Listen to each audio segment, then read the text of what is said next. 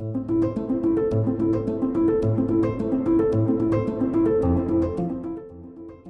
James Chau, host of The China Current. Here's a great story for you. Eric Sze is a chef and co-owner of 886, a Taiwanese restaurant in the East Village of New York, in an industry and a city struggling with COVID-19. But through donations, he's keeping his staff employed, keeping his customers sustained, and playing an important role in this pandemic.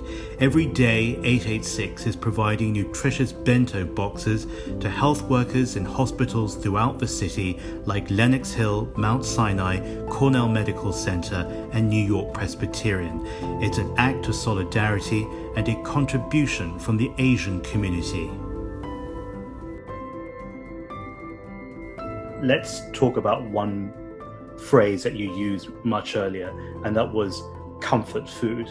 I think 886, your restaurant, principally is crafted around the food that you grew up eating in your own home. Yeah, definitely.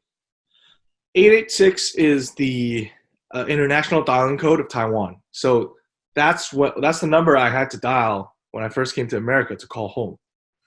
So in terms of a restaurant, we are rooted in comfort, rooted in home style cooking. And the bentos we make, it's nothing fancy, right? There's a sense of love to every single one of them. And it's in the simplicity. I was watching your YouTube video earlier on, and you were showing us the recipe behind the 3-cup chicken that I think you grew up with. Is that what the healthcare workers are getting when they open up their box from your restaurant?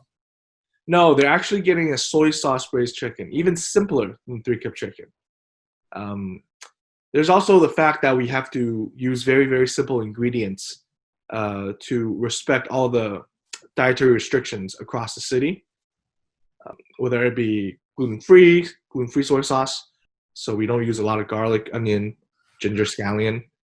And in terms of protein, we're sticking with chicken because there's a lot of different religions with different dietary restrictions, and chicken seems to be the easiest one to. Chicken seems to be the common denominator for everybody. There's been so much division, so much hatred. What you're doing runs counter to all of that, especially for the Asian community, which, as you know, has been the subject to a lot of attack, physical and verbal. You're turning that on its head completely. Yeah, well, when we started doing this, we didn't have that in mind. It's kind of, we just wanted to do something for our staff, and we knew that every step of the way, we were doing the right thing.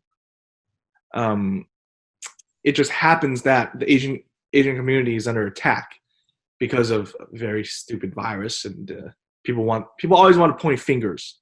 So people are blaming Chinese people and Asians in general for it.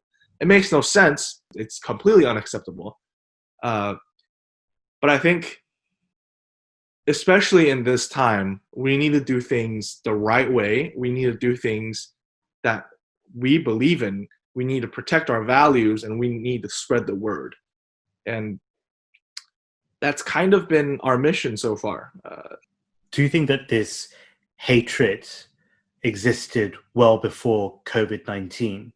Or do you think it's unique to our times and the pressures that we all feel in all communities? Any crisis, I think it brings out the worst in people. And in any society, you're always going to get a few bad apples. Well, to borrow your analogy, a few bad apples, but a lot of great, good chicken. How much have you raised so far, and how much are you looking further to raise? Is there a set target in mind? So we've raised about $85,000 to date. And I don't have a goal. I think we'll just keep going until we know when this will all be over. And even when we think it's over, is it really over, right? I think that kind of lingers in everybody's heads.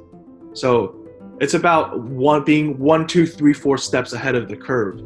Eric, we're all very proud of what you're doing, but I hope one day that we get the pleasure of coming over to eat at your restaurant. Definitely come, James. Thank you very much. The China Current continues its special coverage on the coronavirus outbreak. Go to our social media at The China Current and our website for interviews, videos, and podcasts. I'm James Chau. Thank you.